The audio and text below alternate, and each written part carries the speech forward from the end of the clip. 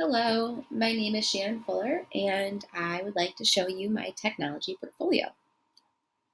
Part one was to complete a lesson using technology, and for this part, I utilized Quizzes, which is an online game that can be used for formative assessments or reviews, etc. I used Quizzes for my eighth grade science class as a review of learning on the topic of climate change. Overall, I was incredibly successful, and it may be my new favorite review game. I encountered so many positives with using quizzes. It was incredibly easy to set up.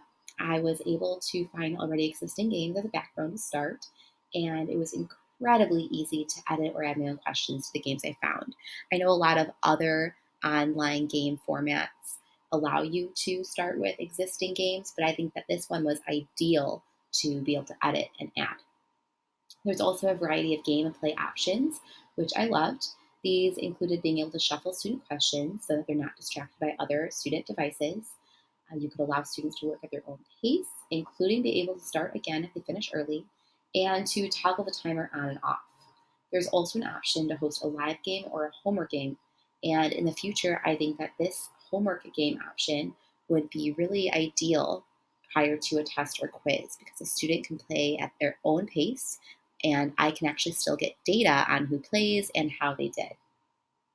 Quizzes also lets you choose a meme set that students can see when they get questions right or wrong, and we all really enjoyed this feature. I highly recommend the animal memes. Overall, my students, I like this way more than Kahoot due to having the option of going at your own pace, the answers on your own screen, and being able to review individually at the end. The engagement was high throughout the entire time. And instead of Kahoot, it was actually a little bit more quiet in my classroom because students were focused and moving at a faster pace. There really weren't any challenges or needs for improvement for quizzes.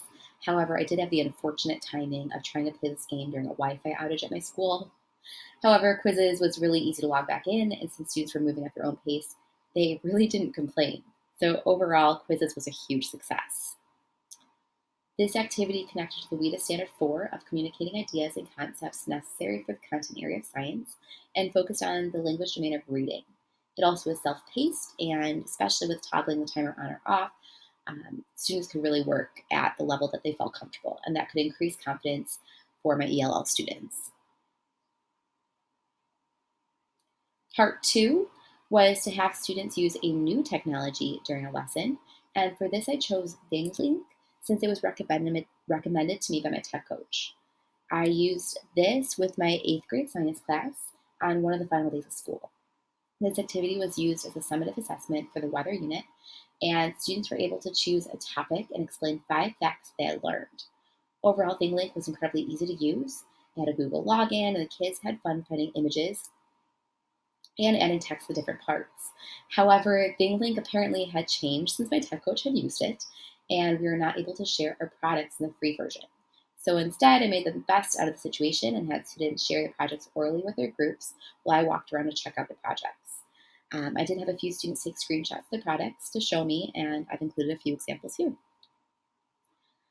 This student chose to share their knowledge of reading weather maps, particularly with high or low pressure areas and warm and cold fronts. The requirements I had for each student was to have a minimum of 5 text points, but they could add more if they had additional time. I know a screenshot really is not ideal because you can't really see what the other points that they had, what they said. But this student, I remember discussing high and low pressure, what that might mean, and then identifying different fronts. Here's another example. The student chose to demonstrate their knowledge of the global ocean conveyor belt and thermohaline circulation. Again, they were required to have at least 5 points, and it was really ideal if they could pinpoint all the different things happening at the different areas of currents. One thing that was really ideal about ThingLink was that they could pinpoint anything on the picture, and this could really be an ideal assessment for ELL students because they can have the text exactly where they want it directly on top of a visual image. And this would incorporate the language domains of writing, speaking, and listening because we orally presented them to one another. I really liked ThingLink, and I hope that I can find a different tool that would be easy to share with me instead of having to do that oral presentation piece. Part three was to observe another teacher using technology. I chose to observe the Spanish teacher because he was using Seesaw, and Seesaw is a website that my school actually purchased a license for, but I never used it this year. So I was thrilled when he had mentioned in the teacher's lounge that he was going to be using Seesaw that week. The lesson I observed was an eighth grade Spanish class, practicing vocabulary and then responding orally to a prompt from the teacher. This teacher had everything planned out incredibly well.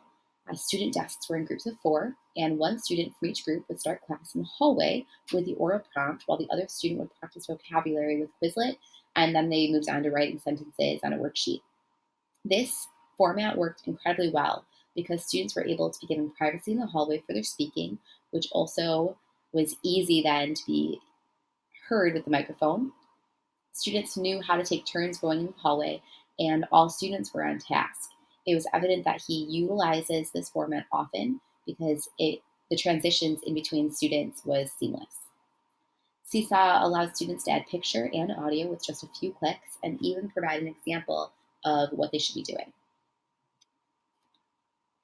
This lesson incorporated language domain of speaking and listening, and then also allowed a safe place to practice language. Students were able to record more than once if they didn't like their first take, and then because he utilized the hallway strategically, students had privacy as well.